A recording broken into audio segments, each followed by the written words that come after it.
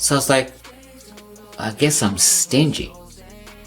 If it means that I'm doing my level best to provide for you so that, we could have financial security instead of spending all the money and live paycheck to paycheck. If that's what being stingy is, then I guess I'm stingy, man. I guess I'm stingy.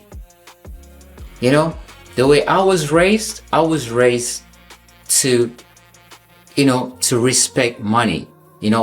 My mother used to leave money on the counter, right? So my mother was a business lady and she would leave money on the counter.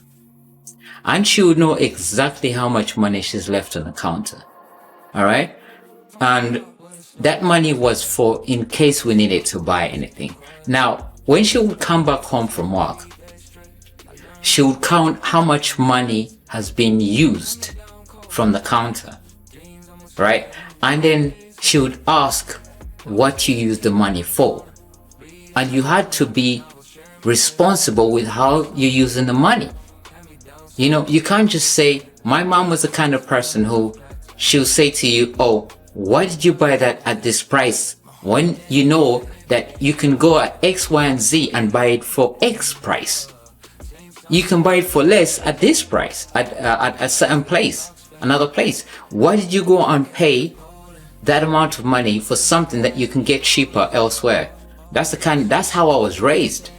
I was raised to value money and to respect money. Not just to spend money, as it comes. I do buy good things for myself. I do. But I do it within reason.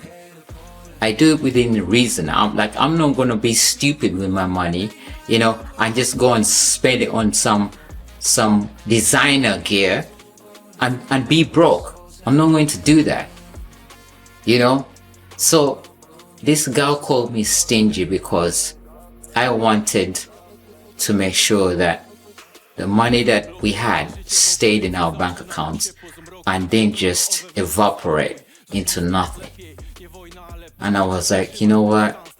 I guess that's what I am.